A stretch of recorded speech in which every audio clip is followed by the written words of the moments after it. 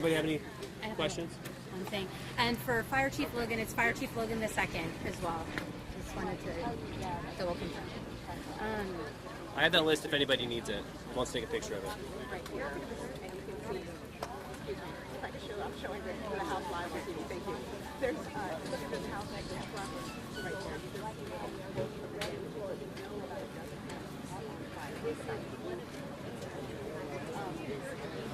Anybody else want that?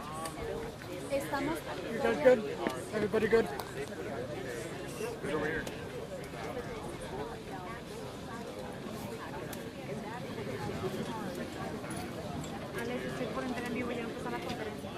Anybody else want those names?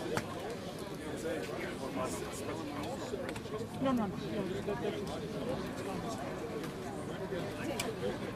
Okay, everybody, here at San Diego Fire Chief Robert Logan. Start things off.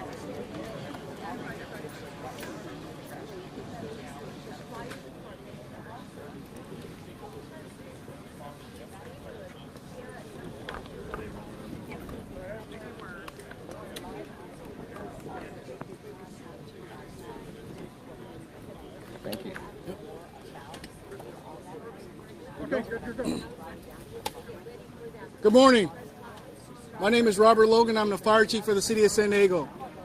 This morning at approximately 3:47 a.m., we received a call of an airplane down. At that time, we responded our units with the priority of rescue, saving lives, and preserving property. Next, I'm going to have my Assistant Chief, Dan Eddy, come up and explain the operations that took place moving forward from that point. Morning, everyone. Crews arrived on scene just after 3:47, about 3:55 this morning. What they found was behind you, the scene that you see behind me right now. We had a plane that had come through this neighborhood, taken out one home. We had one home on fire, multiple cars on fire going down the street. We initiated what's called an Alert 5, which is an upgraded for a plane off the runway. We started the Alert 5, followed that with a second alarm to ensure we had all the units here. It's 3:45 in the morning. Our worry was the fact that people are home, people are living in their houses, and we want to ensure that we had all that done. We started initiating the fire attack while at the same time going inside each structure behind us and ensuring that they were cleared out and we had no one inside those structures. Once we had an all clear on those structures, we focused more back into the street on the cars that were on fire, because for us, our main concern is ensuring that we get the citizens out and get those rescues complete. Crews did a great job working with San Diego PD to start evacuating the neighborhood and with the military to ensure that we are doing the right things to work with the military on that. Great coordination by all. We were able to get knocked down on the fire, start to work through and start to do secondary searches of the houses behind us and ensuring that everyone was out of those areas. We started an evacuation area to the north of us to one of the elementary schools and started to ensure that we had everyone out of those homes. After that was done, we started our recovery effort, which you see behind us. We're holding the scene for FAA and TSB to ensure that they can get the investigation done and no evidence is tampered with or moved at all. Once that is complete and their investigation is done, then we'll start moving back through and working with the military and San Diego PD to clear out the neighborhood and ensure that everything is complete. I'm going to pass it over to San Diego PD right now, Lieutenant Easter. Hello. We received the phone call or the incident, and our officers, we responded and conducted evacuations in this area. Right now, this is still an active scene. So, roads are closed. If you're looking for updates, monitor our social media accounts, X, Facebook, Instagram. We will continue to provide updates on road closures and the conditions as this incident continues. On that note, I'm going to pass it on to Captain Robert Healy. Spell your name, sir, before you go, please. Easter, like the holiday. Okay. Hey, good morning. Captain Bob Healy, Naval Base San Diego Commanding Officer. Our primary objective remains the safety and security of our military families who live here in this neighborhood. Over the last couple hours, we've been able to connect with them to make sure that they are taken care of, and most of them have gone down to Miller Elementary, which is our evacuation site. Very pleased with the community response, in addition to the city and local officials, to provide all of the services that they need. Primarily, our job is to get them back into their homes as soon as possible. And we're working with Liberty Military Housing, who oversees this complex, to do just that. Hopefully, we expect people outside of this general area to get in by tonight, And then certainly this area will be down for some time based on NTSB investigation. We have continued to communicate through our Family Information Call Center at 844-523-2025. Liberty Military Housing has also released red flag messages to the families so they have the latest and greatest information. The base continues to message via our internal communication system as well as social media. Again, just want to thank the local community for supporting the military families and everyone for all that you've done. With that, I want to turn it over to Councilmember Capillo. Good morning, everyone. My name is Raul Campillo. I represent City Council District 7, which includes the Tierra Santa neighborhood and Murphy Canyon neighborhood. San Diego is home to one of the largest installments of United States military active service members and veterans. And in this particular neighborhood, we had dozens of active duty families that are suffering, that suffered some injuries, and their homes have been destroyed. But the city of San Diego, our employees, along with the military and the school district, have been well coordinated from the early morning until now, and we will be throughout the rest of this tragedy. With the very sad loss of life from the plane, we know that there was many miracles and many heroic actions from our police department, from our firefighters, and the military members themselves. I heard stories over at the school just near us about military families helping military families out of their home, jumping out of windows, avoiding fire. These are families that San Diego values, we're proud of, and we're going to continue to support these military families who are from all over the country but live right here in San Diego. As you can see, the damage behind us is incredibly significant, was life-threatening, and thank God nobody on the ground was killed. We're going to continue to support them through our City of San Diego personnel, our first responders, and I really encourage people to donate, to call in to our offices at City Council, the Mayor's office, to find out how to volunteer and help in ways like that. These people are going to be recovering for a long, long time, and the City of San Diego is going to be here to support them. Thank you for being here, and I know we're going to take some questions. Okay, just a few questions. Yes, I have a question regarding the recent tweet from the San Diego Police Department. It says that there are 2 dead now and 8 injured. Can you confirm that? And are the 2 dead from the plane? So that is what we have at this time. That's what we release. And yes, that's why we put that out. So that can be confirmed at this time. That is the latest update. There will be a press release that will come out later on with that information as well. Can you say that again? Can you hear her? Can you say it? So to confirm 2 dead at this time. And what was the rest of that? And I'm sorry, 8 injured? Yes, confirmed 2 dead and 8 injured at this time. We've lost 2 souls. And of those who was on the plane, who was on the ground? That is still under the investigation at this time. Do you know how many people were on the plane? We're still discovering that. And the people are injured. What are the state of these people are injured? Critical state, minor injuries. Right now, they're still being evaluated. I can step in on that. Oh, okay. Thank you. On the injuries that we had the 2 confirmed fatalities right now. We do have 6 that were injured. 1 was transported of the 6. The other 5 had minor injuries, were treated on scene and released on their own. So right now, that's what we have right now. The investigation is behind me on the fatalities is still going through. Were all the deaths on the plane? At this time, we don't know because we still have to identify who we have on the fatalities right now. But on the plane itself, that's what we'll do. That's why NTSB is here, working with other federal agencies to identify who's on the plane. Were the injuries all that were on the ground? Some of the injuries were people that were on the ground. All the injuries that we treated were people that were treated at the evacuation center. There was no one transported from scene.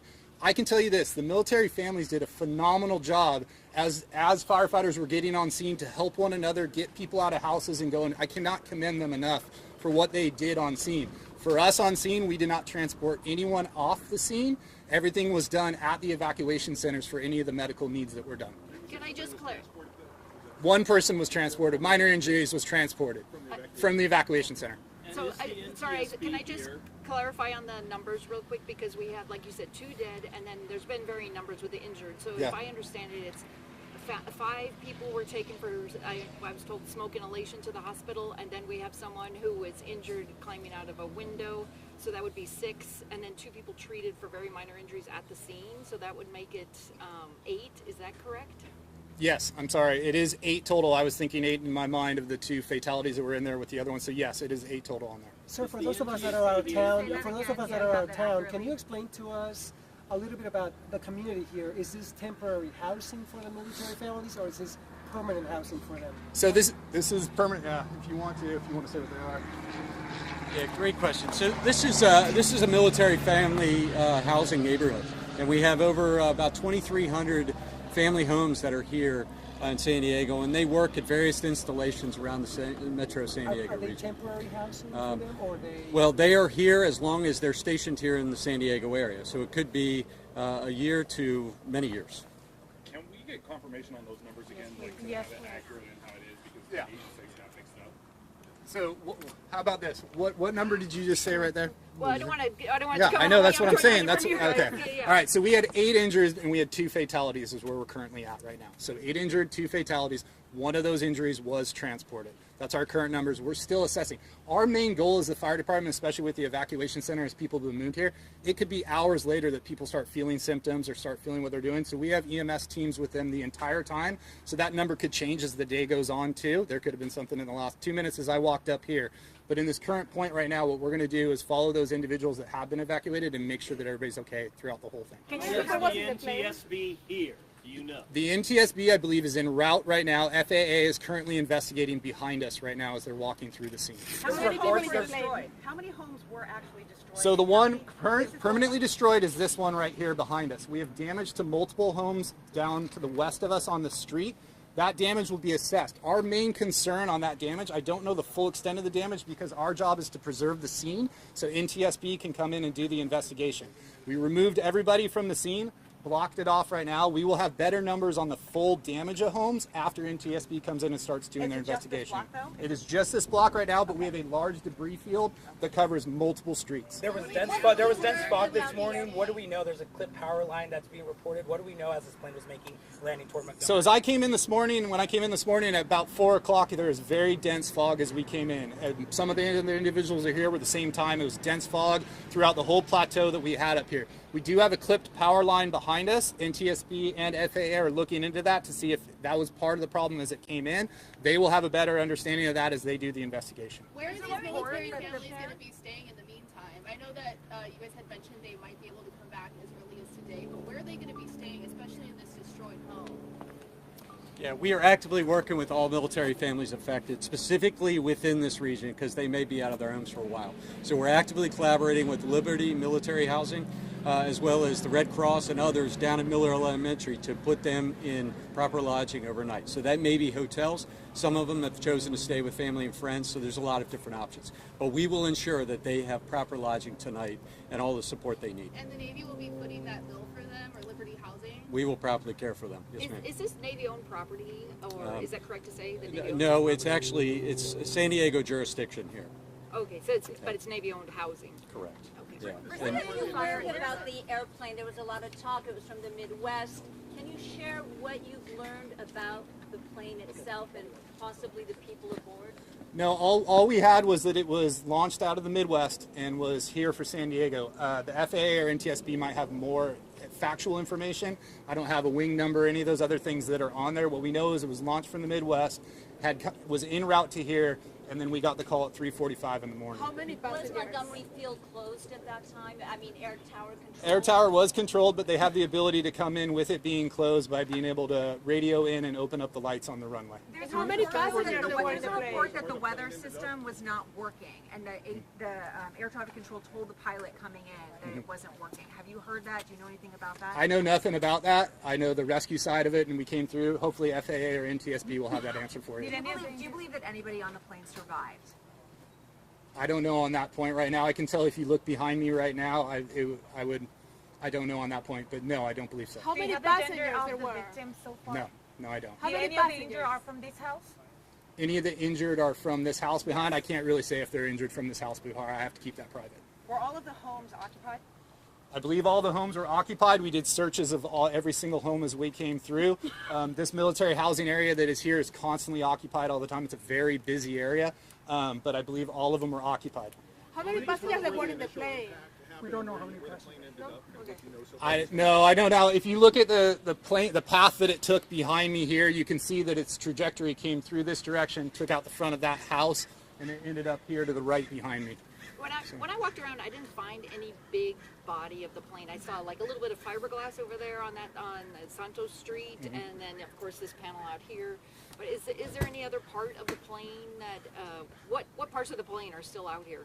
There's plane everywhere. Our debris field is very large. That's why we have multiple blocks that are blocked off right now. As you guys would expect, when you have something that large coming in with that amount of speed, we're going to have a lot of throw that goes every which direction. Our goal with this is to fly our UAS, which you saw, which are unmanned aerials, over the top, to ensure we're looking over the tops of the houses. We're looking everywhere in our neighborhood for any type of debris. I can't give you a field because we're still searching ourselves to find out what that footprint is. So you don't know if there's a big part of the body that's out there somewhere? That's not for my investigation. We're just looking through it and seeing. Can you tell us how dangerous it was with that jet fuel? And also, I believe you have one vehicle that firefighters couldn't put out. I don't know if that was an electrical vehicle. Can you just tell us the challenges you faced?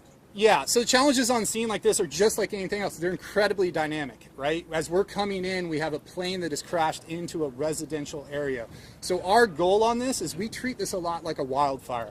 We're going to division it off. We're going to section it off. We're going to send multiple units to different areas. We're actually going to throw the world at this too. We're going to bring every medical unit that we can and every engine that we can because we want to ensure the safety of the citizens that are here, right? When crews first got on scene, we had multiple cars on fire. We had the house on fire behind us as it was going down the street. The car that was down the left, I don't know whether it was an electrical car or not. I just know that it was stubborn as can be, and no matter what we could do, we could not get that fire to finally go out as we were going through it. But when crews first arrived, we did have dense fog, so as they came down, you can imagine the scene of what they saw with what was behind them, a house fully involved with a plane through the middle of the street.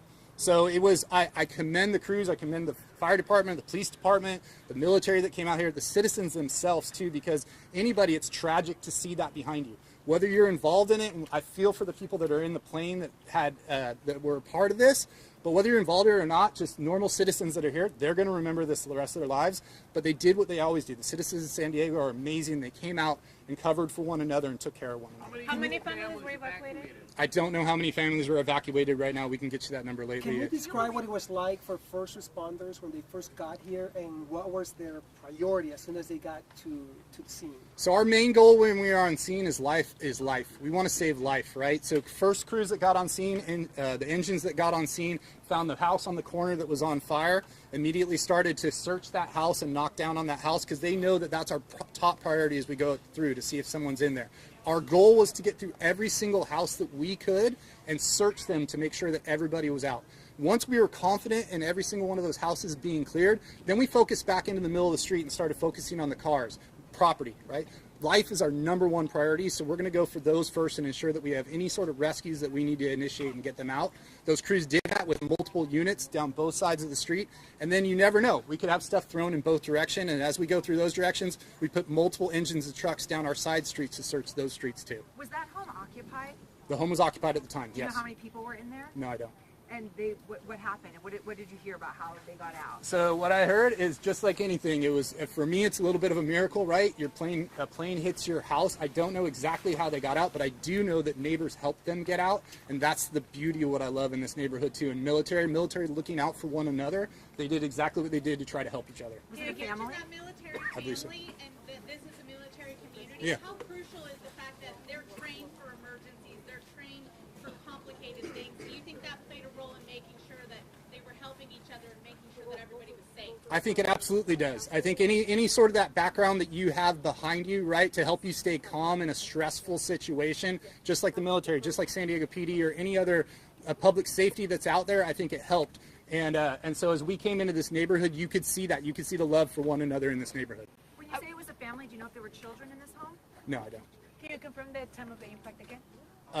We got the first call at 3:47 a.m. is when the first call came into our dispatch center. I have two questions. Does it appear that the plane hit the house actually or clipped it or something? No, that'll be for NTSB to decide when they get here and see if it actually hit the house or not. That's not for us to investigate on it. When my crews first got on scene, they did a great job to just attack the fire and get after it. And did you guys see when you're on scene that the jet fuel, was it in flames just rolling down the street as the cars ignited? I can tell you when I got on scene, you could see about 40 feet to 50 feet ahead of you. So if it's rolling down the street, I don't know whether it was rolling down the street. What I do know is when I got here, I saw multiple cars on fire, and that area was just getting knocked down by our crews.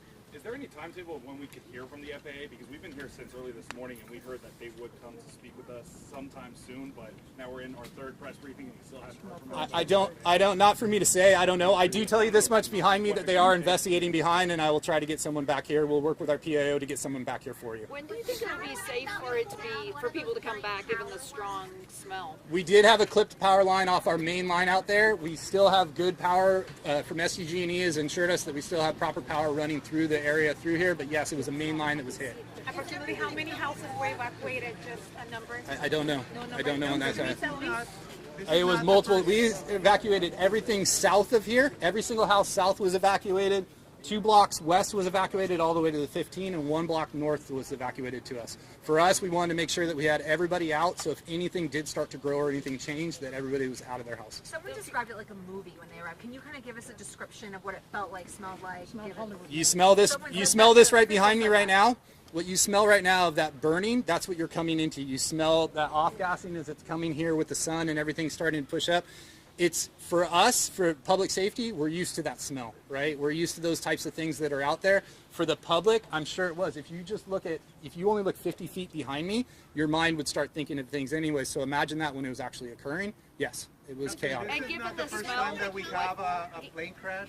Compared to the other ones that have been more to eastward, and this being in a community, I mean, how do you rank it? You know? I can't rank, I won't rank anything. What I will say is the amount of incredible work that is done by first responders that come out here, whether it be a plane that's out in the middle of nowhere, whether we have brush fires or anything else. I can't rank a plane crash, because to me that's, my heart couldn't let me do that, right? Type thing. What I do know is that when we came out of here, the best outcome that we had for individuals that are on the ground, I feel for the family that is in that plane and what they're going through right now. I can only imagine that. But on the ground itself and the individuals here in military housing, we had one of the best outcomes that I could possibly say that came from this, because when I was coming on scene, I did not expect that same outcome as I got here. Okay, guys, that's going to be enough. We're going to provide more information electronically. We don't have another media briefing planned yet, but we'll let you guys know. But like I said, we'll provide more information electronically as it develops. We can't speak for FAA. We can't speak for NTSB.